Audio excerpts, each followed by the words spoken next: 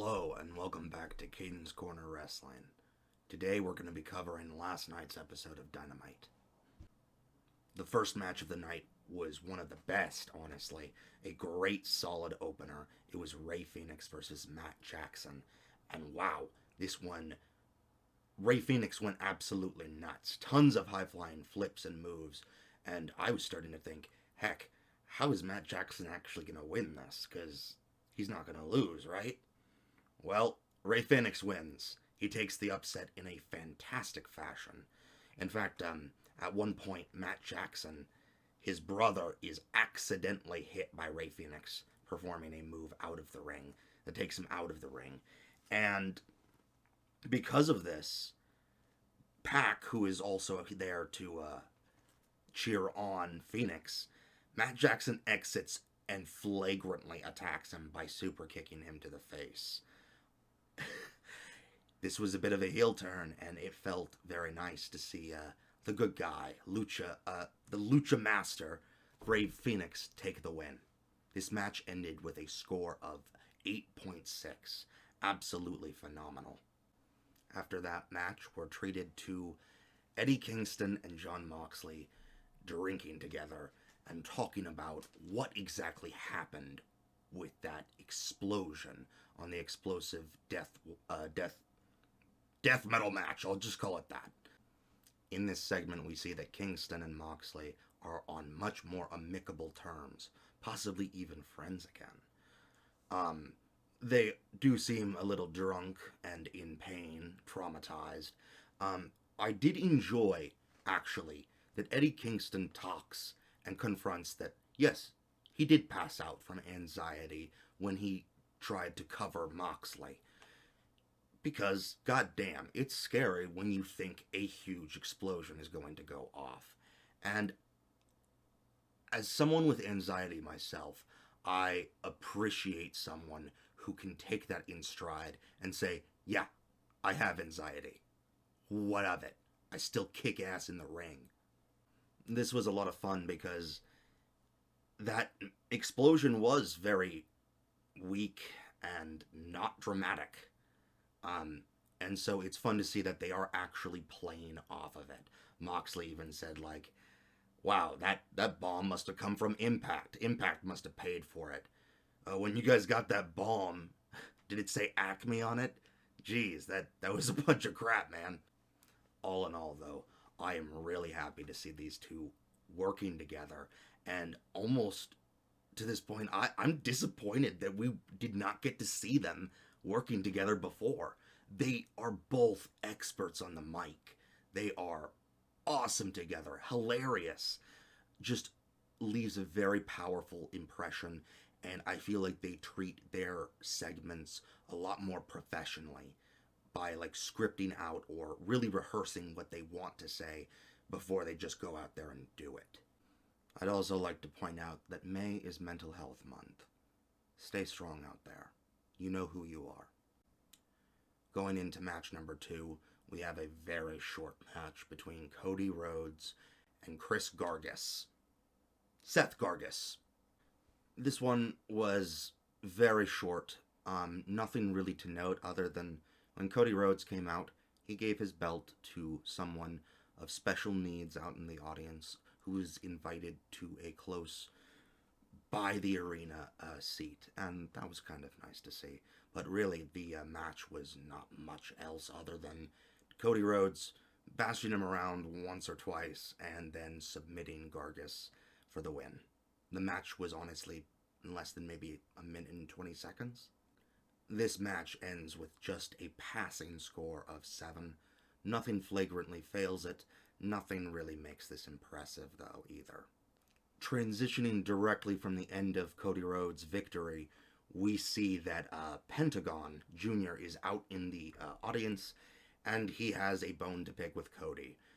He says some choice words, mostly in Spanish, that he has to have translated. But really, all I really remembered was, if you are the master of wrestling, Cody, then I am the Lord of Lucha. And it looks like they're trying to build a feud between these two. Okay, let's see where it goes. Looking back, one notable line I wanted to repeat, though, was that Pentagon said, "I will beat you up so badly, you will be too weak to hold your newborn daughter." Moving on to the third segment, we see that Orange Cassidy and Chuck Taylor are hanging out in an arcade, washing away their sorrows in video games, I guess. And they say they want a rematch with Miro and Kip Sabian.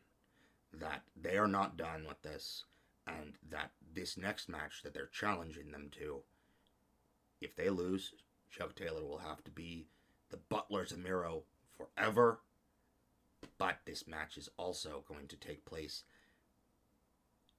at least if I took the promo correctly, in an arcade, which sounds pretty fun. I would fan dub it the Arcade Fire Match. We then move into another segment in which Sting comes out, talks a bit about his victory at the Revolution match between him, Darby Allin, and all of Team Taz, pretty much. And during it, Lance Archer comes out and kind of pokes at him, kind of hinting to a coming feud between the two. I really just felt like there wasn't much emphasis or power to why these two are going to be feuding. It just didn't feel that rehearsed in a lot of ways compared to Jon Moxley and Eddie Kingston, which just felt masterful in that regard. Okay. One more segment before the next match, and it actually sets up the next match. QT Marshall and Big Shotty Lee Johnson are questioned before their upcoming match, and QT is specifically asked, "Why did you leave your teammate in the middle of the Battle Royale on Revolution?" And he kind of just gives a non-answer, just that like, I wasn't in my head or something along those lines.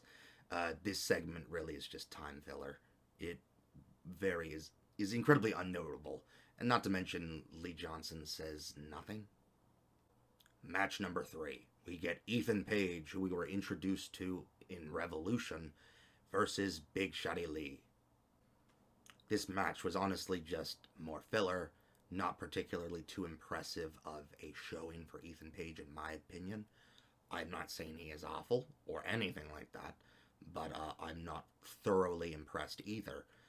I also feel like Lee Johnson might have hurt himself during this match a little bit. The match was just okay, ended with a score of 7, and I also want to point out that when Ethan Page came out, they had a voiceover play over while he was, prepping up in the ring. And I thought this was very strange because there was no video to go with it. I don't know if this was a mistake. It just felt kind of cheap to just use a voiceover.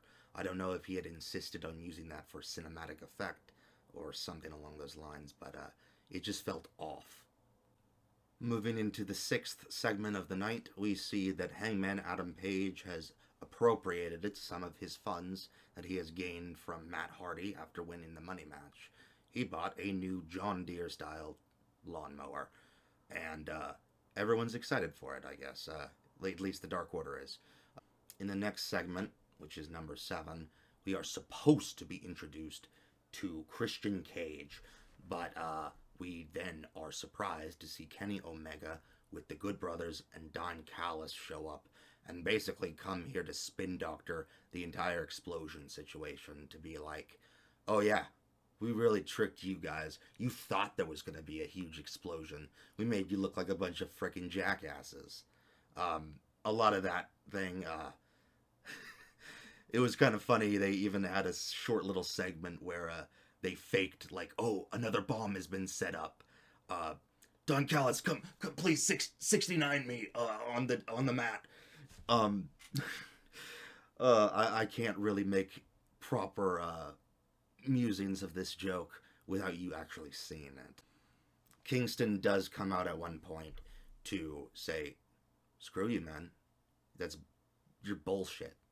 And he does kind of start a fight, to which a few other people come out, including Christian Page at the end, who does grab the belt that Kenny has left as he tries to flee away from the attack. Anyways, we are assured by Don Callis that everything went as planned. For match number 4 of the night, we get the teams of Ito, Nyla Rose, and Britt Baker versus the team of Shida, Thunder Rosa, and Ryu Mizunami. Once again, this match also felt kind of filler to me. Just a lot of very generic action. One notable thing is Maki Ito comes out singing, and the fight starts almost immediately as Nyla Rose and Britt Baker are not messing around. Maki Ito doesn't really feel like stopping the singing, though. So she just goes on awkwardly for about another minute and 20 seconds. It's especially awkward because the backing track goes off once the bell is rung. And the only other thing I really noted in this match was that there was a kind of lame spot. I think it was Shida who jumped out onto everyone, or maybe it was Thunder Rosa, but pretty much everyone within camera shot just kind of huddles up, not even really fully fighting each other to get ready for a bad jump spot where it was Thunder Rosa, most definitely, now I remember, jumps onto everyone, and I guess the crowd loves it. I don't care. This match really only ended with a score of 7.1 because it has been better than what has come before tonight in terms of just the standard fare, but still really not that impressive for a showing on Dynamite. In the 8th segment of the night, we see Matt Hardy and Private Party discussing how Matt Hardy's funds have been hit hard by that match between him and Hangman Page. But he says, Matt Hardy says that he has saved a lot of money, tons of money that he has kept away and can keep his operation funded for all up until April. Anyways, he also says that to help bring in money, he has hired the Butcher, the Blade, and the Bunny. And this really just leaves me with the question, are they still part of the Kingston family, or is Kingston now abandoning them and joining up with Moxley?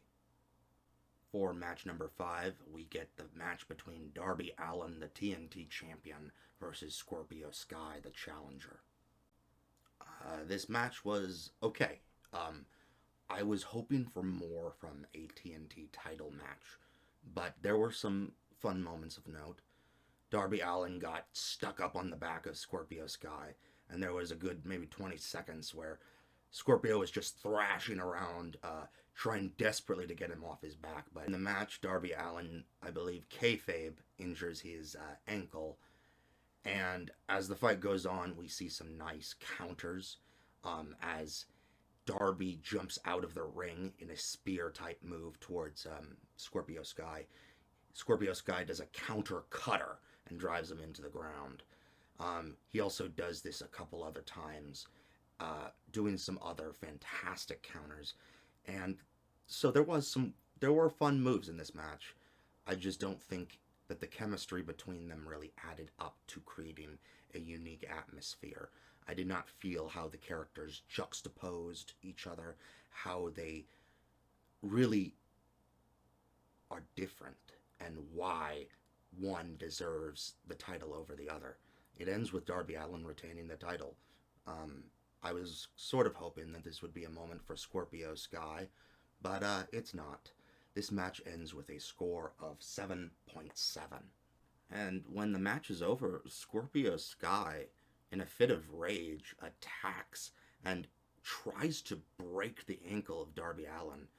The refs come out, try to stop him, but it really seems more like he lets go as he looks at his hands and asks, "What the heck have I done?"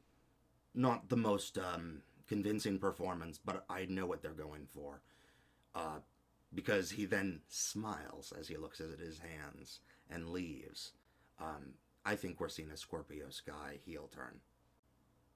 For the next segment, all of the inner circle come into the ring to have a war council, to discuss something of importance, something MJF wishes to discuss.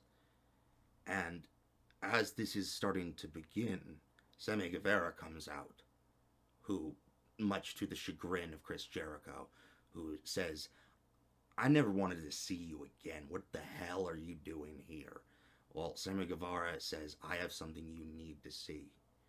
And with a little bit of convincing, he shows on the big screen footage of MJF talking between Jake Hager and Santana and Ortiz, saying that they're going to cut the head off of the Snake tonight. The Inner Circle needs new leadership. Seeing the footage in clear daylight, well, nightlight, I guess,